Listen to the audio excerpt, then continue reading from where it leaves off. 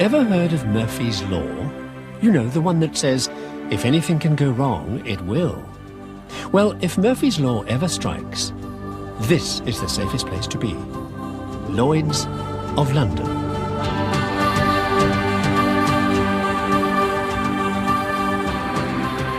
Because there is nothing you can't insure against at Lloyd's. All you have to do is pay the premium. And boy, have they insured against some really weird things around here over the years. Piracy, lying, death by gin, spacecraft parachute failure, dead horses, you name it.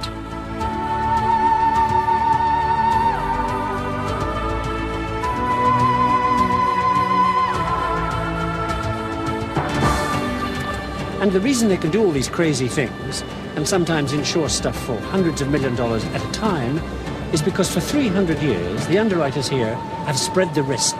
Look, each underwriter takes a part of the risk until the entire risk is covered. At which point, Lloyd's can write the policy. And the whole astronomically risky business relies totally on two things. International law for determining responsibility if disaster strikes, and a signature from Lloyd's to determine responsibility if disaster strikes. Next to the two magic words that bind everybody under law.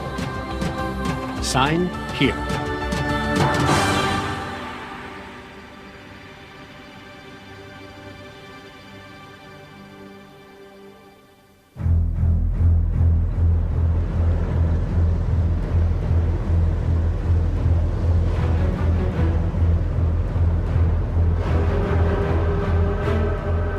It is supremely ironic that international law all started with an act of skullduggery.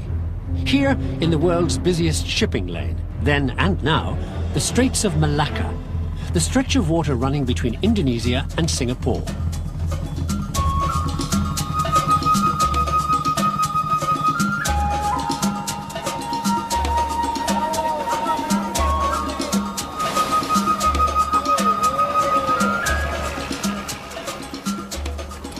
In 1604, a Portuguese galleon is trundling home with a cargo of fat profit in the form of spices, when suddenly out of nowhere comes a Dutch warship and snaffles the lot. Just like that, on the open sea. Causes one almighty stink. Of course, the whole thing's set up by the Dutch, who then hire one of their hotshot lawyers, a fellow called De Groot, to prove that what looked like piracy, stealing, smash and grab, or anything else you want to call it, wasn't. Which he does. And a lot more.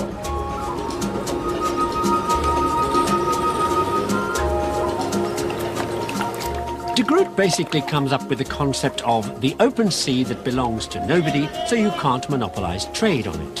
Which is what the Spanish and Portuguese have done with the spice trade, hence the Dutch piracy.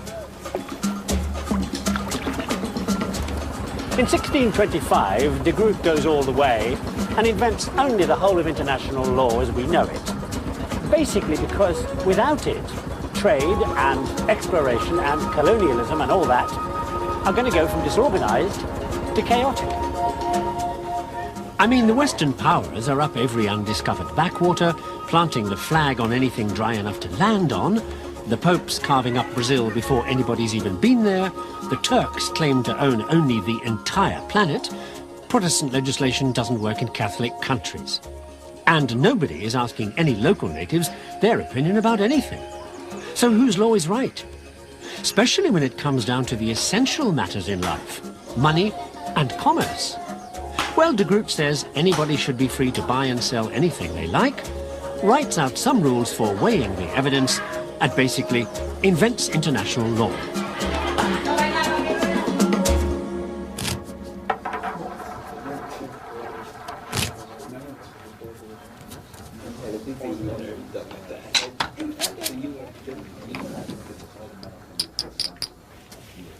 Law's only any good as long as everybody plays by the rules, which back then you wouldn't have bet on. 16. Too many. Which is why, a little later, a Frenchman called Blaise Pascal was to be found at the gaming tables trying to work out the odds that would tell lawyers which way a jury would jump one way or the other. Well, to be fair, he was also trying to come up with a foolproof system for an aristocratic pal. And in case you're that way inclined, Pascal worked out that an even chance of getting a pair of sixes needed 24.555 rolls of the dice, if your nerve lasted that long. But Pascal's real trump card was this little trick.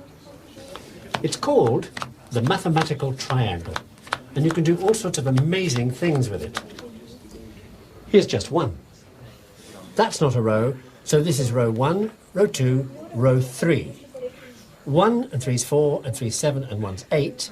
The number of ways 3 coins can fall is 8.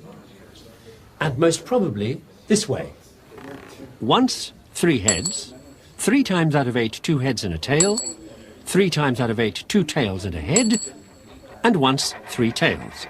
And you can build this triangle up as big as you like and handle really astronomically big numbers. What Pascal had invented here was probability math. Just as well, because he was about to get into deep doo-doo with the church about just that.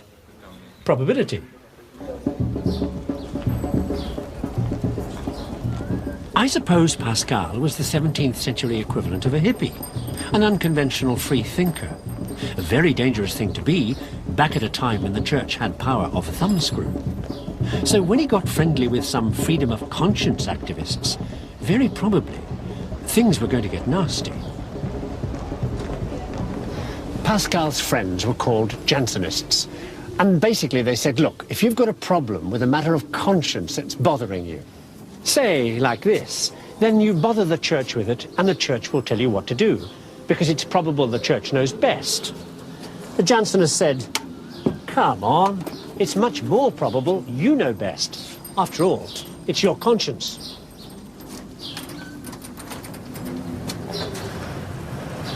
Well, all this went over with kings and popes like a lead balloon. If you could hop on your bike and escape to Holland, you might get away with it. But in France, for instance, the church went absolutely ape. Because if individuals didn't have to obey the church, who would they obey?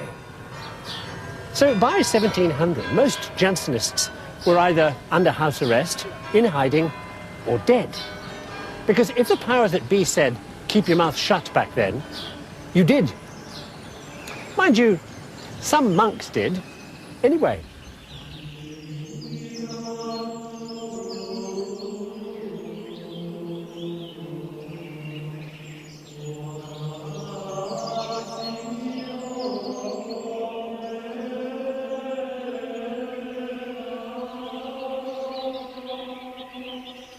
Here's a couple of 17th century monks dishing the dirt on the abbot, cracking the latest jokes, and generally networking.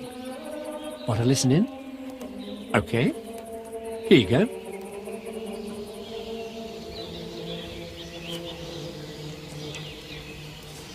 No, there's nothing wrong with your hearing. These guys belong to a silent order, and back then they're only allowed to talk with their hands. So not surprisingly, it's a monk who invents a sign language for deaf people to use to communicate. And then an out-of-work Jansenist priest opens a school to teach it. But by mid-19th century, there's a row about whether to teach deaf people to make signs or sounds. And you've already heard about that argument if you ever went to the movie My Fair Lady. Say your alphabet. I know my alphabet. Do you think I know nothing? I don't need to be taught like a child. Professor Higgins in the original play is based on a real Scottish elocution teacher who'd invented something called visible speech, symbols for sounds that Higgins uses to write down Eliza Doolittle's speech patterns. A, B, C, D... Stop! Listen to this, Pickering. This is what we pay for as elementary education. This unfortunate animal has been locked up for 9 years in school at our expense to teach her to read and speak the language of Shakespeare and Milton. And the result is I, B, C, D. Say A, B, C, D. But I'm saying it! A, B, C... Stop! Say a cup of tea. A cup of tea. Put your tongue forward until it squeezes against the top of your lower teeth. Now say cup. I can't. Cup. The Scotsman's Visible Speech book pushed that idea about teaching deaf people to make sounds. It was an idea that would lead to one of the most important inventions in the modern world. Because in 1874, that Scots elocution teacher's son was in Boston teaching deaf people to talk. And his problem was, how would deaf people know when they were making the right noises? T, T, T, T. I can't hear no difference, except it sounds more genteel like when you say it. Well, if you can hear that difference, what the devil are you crying for? Pickering, give it a chocolate. By the time I've finished, we shall hear music in the weather patterns of Europe. The rain in Spain falls mainly on the plain. And then he came across this French gizmo. You speak down a horn at a thin membrane, it vibrates, and a bristle attached to it moves up and down and traces a wiggly line on smoked glass. The rain in Spain falls mainly Like this. on the plain. The rain in Spain. This gave our Scotsman's son an idea. If you could get a metal membrane to vibrate and wriggle a bit of iron in and out of a copper coil attached to a battery, you'd get wavy electricity that would go down a line and cause the reverse to happen at the other end, make another membrane wriggle and reproduce the original sound. By Jehovah, what have I done? We call the Scotsman's son's idea, and by the way his name was Alexander Graham Bell, the telephone.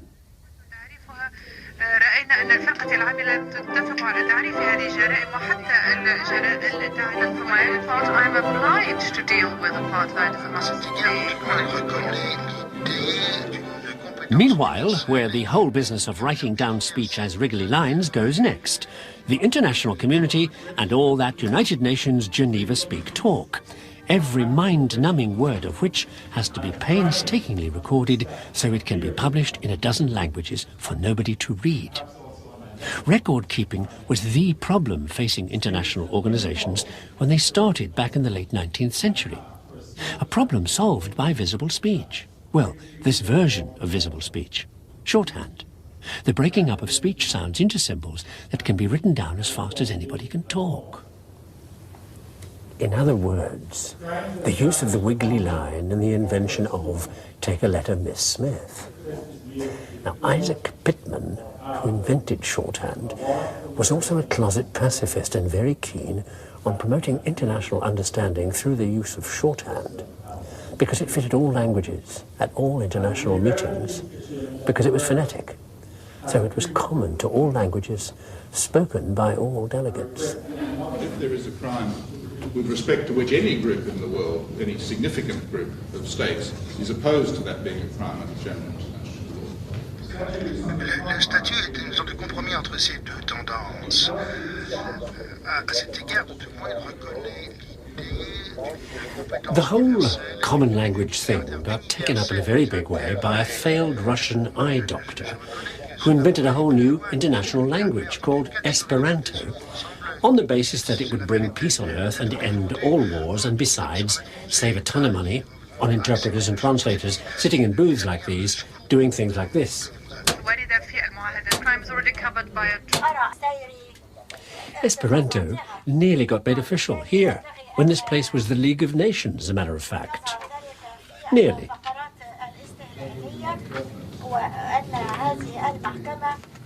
Well, even if Esperanto didn't catch on, at the end of the 19th century, with a war somewhere every 10 minutes, they were rather keen to find something that might help promote some measure of international understanding.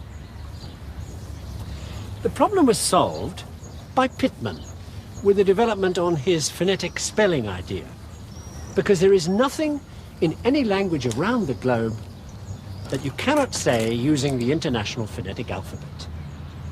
Well, within seconds of the alphabet coming out, every research student in sight was grabbing for the nearest grant proposal, one of which was for a cosy little piece of research that some German guy fiddled called a phonetic examination of the French accent, made more properly scientific by some help from one of his physicist pals, a guy called Pringsheim.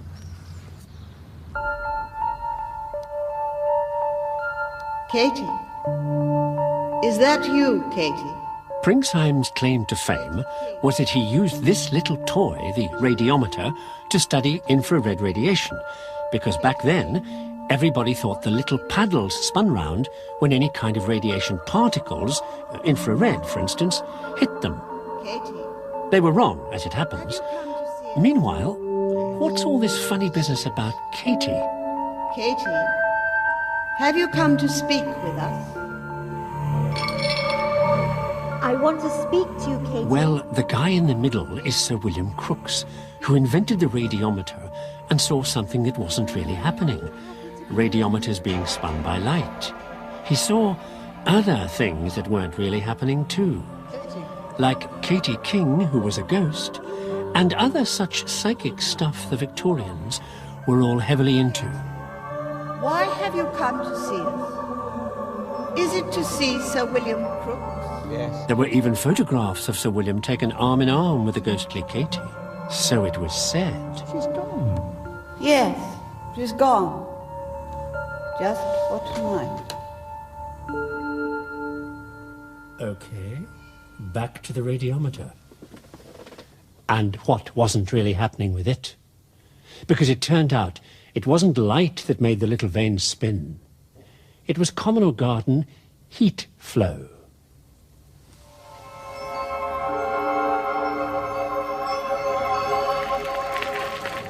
This humdrum fact was revealed by an English engineer who, wait for it, knew more about any flow than any body. If it flowed, he could turn it into an equation. Imagine. Well, anyway, he said that the vacuum inside the radiometer wasn't a total vacuum, that there was a little bit of air left in there. So when the light heated up the radiometer's little vanes, it made the air molecules near them flow, and the flow pushed the vanes around.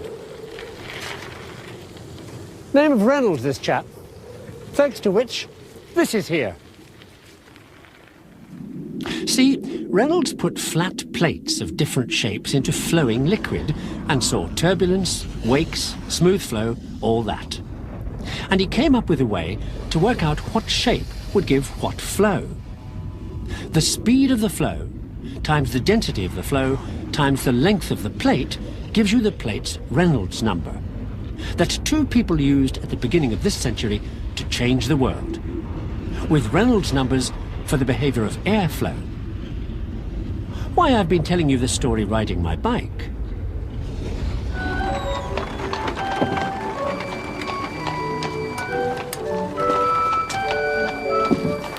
Because bikes are what the Wright brothers sold and repaired. Before they made the world's first powered flight at Kill Devil Hills, North Carolina. And because bikes used the first practical version of something without which the Wright's plane engine or any other engine wouldn't have worked. And they wouldn't have succeeded in doing this.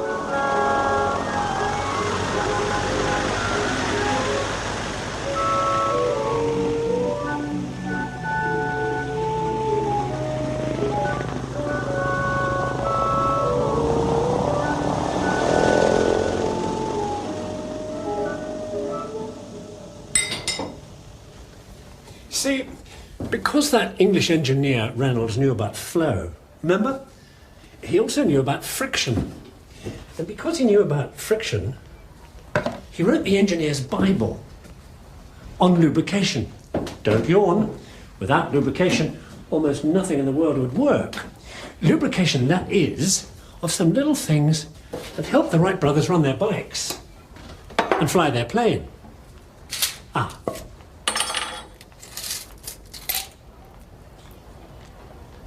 Ball bearings. King of ball bearings was a fellow called Streeback, and in 1900 he did everything you could do to steel spheres. Ran them in grooves, fast and slow, hot and cold, large and small, heavy steel and light steel, day and night, months on end. Came up with this Streebeck equation, which tells you what a ball bearing will take before it goes fut. In your washing machine, in an airplane engine, or in this escalator. After Strebeck, you knew what you could do with steel balls. Which brings me back to where I started, for more reasons than one.